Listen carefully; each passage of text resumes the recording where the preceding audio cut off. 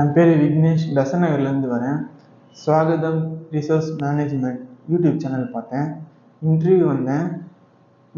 Document scan பண்ணி கொடுத்தேன். Client interview வந்துச்சு. செலக்ட் ஆகிட்டேன். ஒர்க் பர்மிட் கிடச்சிது.